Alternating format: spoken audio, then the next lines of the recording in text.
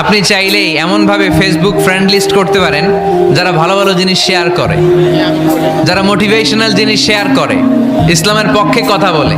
আপনার এক একটা শেয়ারে অনেকের জীবন বেঁচে যেতে পারে, ঠিক কিনা? চোখের পানির মধ্যে বিশাল কারিশমা, এটা আল্লাহ খুব পছন্দ করে। 2 ফোঁটা পানি আল্লাহ পছন্দ করে। এক, জেহাদের ময়দানে শহীদের গা বেয়ে ঝরে পড়া রক্তের ফোঁটা।